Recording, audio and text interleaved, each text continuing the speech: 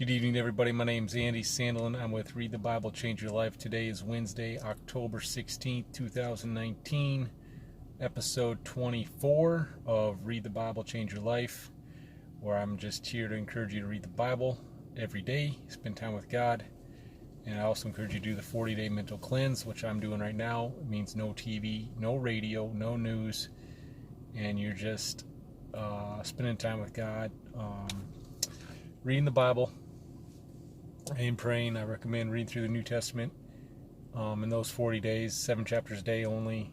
You can go through the entire New Testament, start to finish. If you've never done so, I highly recommend it.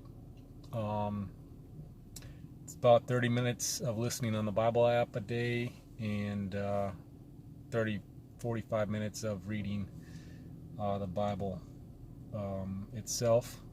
So that's what I'm just here to give you encouragement to do it. It's you are here for a reason. You have a purpose, and you have a creator, and he gave us a book called the Bible. And when we read it and spend time with it, tune out the world, it just begins to speak to us and speak to me, and it's like God's just talking right to you. Today we went through we're in First Corinthians 6 through chapters 6 through 12 today, and there's two different things that kind of stuck out to me today. It's just I normally pick out a couple things over the 7 chapters, and I kind of have a little commentary on normally how it applies to my life, and that's what I do when I read. I'm just constantly asking God, why, is there anything in here for me? Is there anything in here for me? What? And then every day so far, something normally pops out at me, and I write in my journal and my thoughts, and that's typically what I do for these episodes. So we're in 1 Corinthians chapter 7, verse 30. Says, those who mourn as if they did not, those who are happy as if they were not, those who buy something as if it was not theirs to keep, those who use the things of the world as if not engrossed in them, for this world is in its present form is passing away. So this is kind of stood out to me, and this is what I wrote down. Sometimes I ask myself questions. It's important to always look inwardly, try to see what's going on, see where you can change, see where you can do better.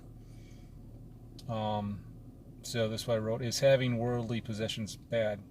I think what Paul's saying here is having worldly possessions is okay, as long as they do not possess you. Have nice clothes, have a car, have a house, but that should not be your aim in life. It should just be a byproduct of living in the will of God and seeking Jesus on a daily basis. So use temporary earthly things to do great deeds that will follow you into eternity.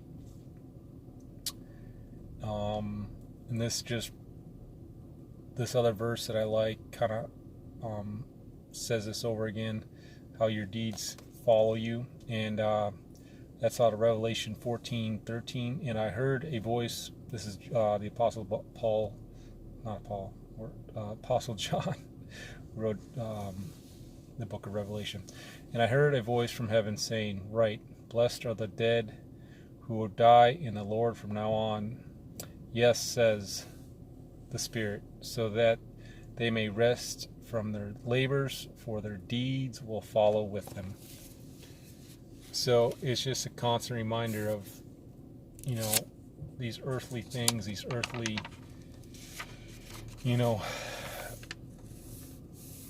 striving for all these possessions, and that are, at the end of the day, as a Christian, they're worthless. They have nothing to do with eternity. They're just earthly things that are going to come and pass away.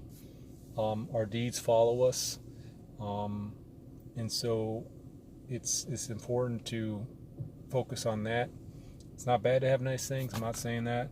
It's not a sin to have a nice car. It's not a sin to have a nice house, but that shouldn't be your aim in life. So that's kind of just how I definitely, in my 20s, I'm 37 now. I definitely had a big portion of my life where I was just constantly looking for the next big, buying the next thing, buying the next, whatever it was, clothes, shoes, and it felt good for a moment, but that it just never really fulfilled me. And the more I seek a relationship with Jesus, the more those things just become unimportant. It's nice to have, to use, but it's not. It just becomes way less important. The next thing that kind of stood out to me was 1 Corinthians chapter 12 verses 14. Chapter 12 verses 12 through 14. Just as a body, though one, has many parts, but all of its many parts are from one body, so it is with Christ. For we are all baptized by one Spirit, so as to form one body, whether Jews or Gentiles, slave or free. And we are all given one Spirit to drink. Even so, the body is not made up of one part, but of many. And I just think this is so cool because that's kind of my whole purpose of this, is to encourage people to read the Bible, because I believe everyone has a purpose. Everyone has something to do here, whether it's great or small. That's not important. It's the fact that we don't know what our little actions are, or what our small roles might actually be big roles, and our big roles that we think might actually be small roles. But the fact of the matter is we have a role. So this is what I wrote down. We all have a part in this, no matter how big or small. Just take a moment and analyze your whole body. You all have something. We all have so many moving parts, and most of the time, we need the smallest part to complete the biggest part. You need the smallest part to complete the biggest job, and the big and the most important part might not be needed. Sometimes it is a dichotomy, but the whole body works together, keeping us alive. We are all of the body of Christ and the church, and of the church. We all have a part in this to complete Christ's mission and keep the church alive. We all have a purpose here on earth, and it's to do the will of God. Some may have small jobs that turn into big results, and some may do great things and have great results, and everything in between. We are obligated as Christians to live out our lives in God's will. I wake up every day and remind myself of this. I am obligated. I have an obligation. I'll say it again. We have an obligation to live in God's will. You must shut out the world and the world's wants, and wasteful flesh and the wasteful flesh wants. You are dead to the world, but you are alive in Jesus. And I just want to encourage you to turn off your TVs, turn off your radios, turn off your news, cleanse your mind from all unrighteousness, turn to the Bible, turn to prayer, and turn to your Creator. All right, so that's going to wrap it up. Hopefully you guys got something out of it. I definitely did. Been thinking about that all day, and it's been good. Right now it's almost 10 o'clock in the evening. I'm in Gainesville, Florida right now. Worked third straight day, really late.